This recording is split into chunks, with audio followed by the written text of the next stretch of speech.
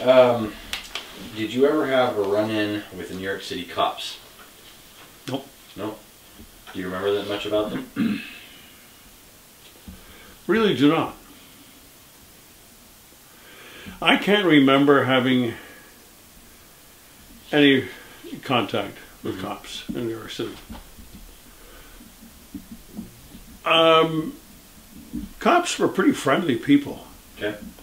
Back in those days to general, young kid public. They're pretty friendly. They're helpful. But I don't remember anything like what we would call a run-in with them. No. Yeah. None. Not at all. Did you feel secure? Did you feel like it was safe? I think I was probably too naive to not feel secure. Okay. I think that literally is the truth. I think that I was doubtless too naive to not feel secure pretty much all the time. Sure. Okay. I mean, here I am, 6 or 7 or whatever it was, and I was able to go and get on a subway or an L and go someplace on my own and take my brother with my little kid brother with me. Mm-hmm. I was either stupid, naive, or confident, or what. I don't know. Yeah. I was a kid. Yeah. When did Carl ever talk about the old country? Not much. No. No, he did not. And he explained that a little bit in years later, many years later.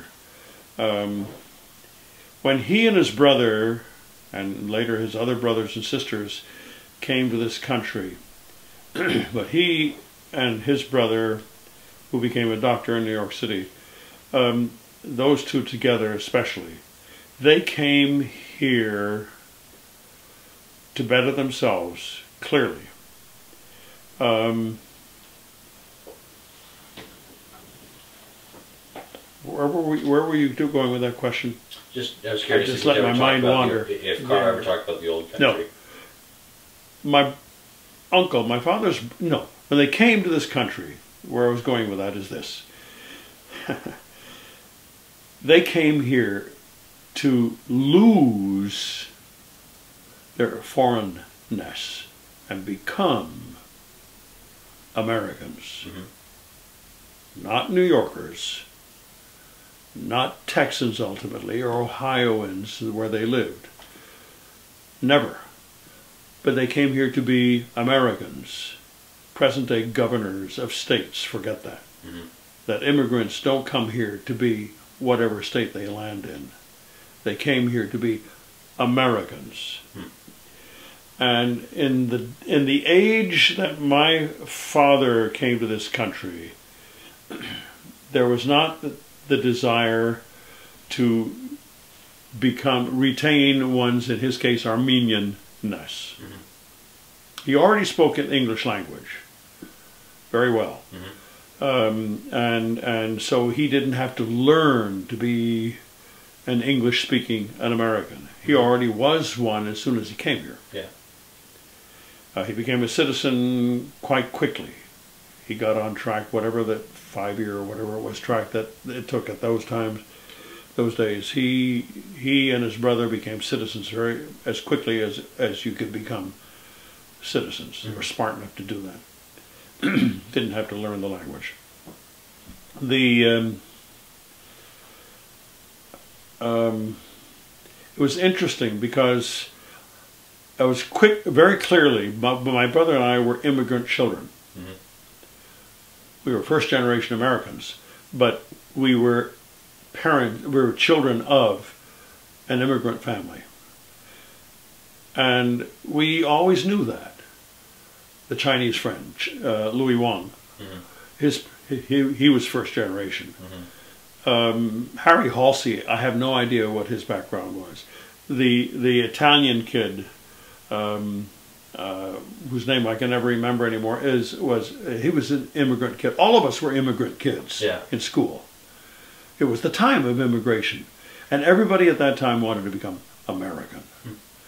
It isn't like people now, they come from Mexico, they come from Spain, they come from India, they come from Far East, someplace, Thailand, Korea, wherever it is, and they maintain and retain a certain amount of their origins while becoming also Americans.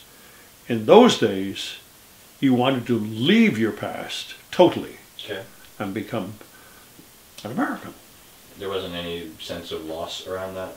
Losing something from... I never sensed that. I never sensed that. The only Armenian I ever heard my father speak, when we moved to the island, Elmhurst, out in Queens, when we lived in a house, the big front room, they must have rented, I guess, to his brother that he came to the country with. Hegg, my uncle Hegg, who became a doctor. He had already finally become a doctor by that time, and he needed a place to live while he began his slow process of building a practice, which he very successfully did in New York. But I remember he lived with us and would frequently enough eat with us. And they spoke English. I mean, around the table, English was the language. Most of the time. But occasionally, they'd start telling stories to each other, reminding themselves of stories, or reminding themselves of their past in Armenian. And it was always funny, because they would sometimes tell something that made them laugh uproariously. And my mother, who understood no Armenian, she would be laughing and in tears laughing because they were laughing. And we'd all start laughing and didn't understand a thing what was going on. But that was the only Armenian that we ever heard. Really? Yeah. Did you ever pick up any Armenian? Do you know any phrases or anything? No. And your parents, my children, have let me know that why didn't you learn Armenian? For a while, for several years, I heard that. But the reason I didn't learn Armenian was my father wasn't interested in keeping Armenian in the house, and my mother didn't know Armenian. They were Americans. Something that in the immigration situation that goes on in our country in this time, 2014, we forget that immigrants don't come here to be local wherever they end up being. They came here to be Americans. Somebody ought to remind the governor of Texas of this once in a while. I think of that often. I'll make sure it's on. Please. Since you had so much classical music in your life, do you, was it rare among your peers that you had so much exposure to classical, or I think you referred to it earlier as proper, your father would consider it proper music? Yeah. I didn't play baseball, I didn't play football, I didn't have any real tendency for the normal boyhood sports, which seemed to be the basic schoolboy proof of being a young man. No, I was a musician, and yeah, I was reminded that, oh, you're just a musician, kind of a thing. Yeah, didn't bother me any. What about anything like first time you heard jazz or anything like that? Like how jazz really turned me on. Really? Yeah. One of the first things that I remember really digging of a popular nature, and still do, is big band music of the 30s and the 40s, 40s especially. 40s and it carried over into the 50s big time, and then of course that moved into some pretty cool jazz time, and yeah, I ate it up. I never became an authority on any of it, but yeah, I ate it up. Used to love to dance it when I got to the age where in a place where I could dance. Yeah. How was that to you? Was it just because it was so contrasted from the rigid nature of your father, or was it just... I never considered it a rigid nature of my father. My father was always, as a musician, was a rare bird to me.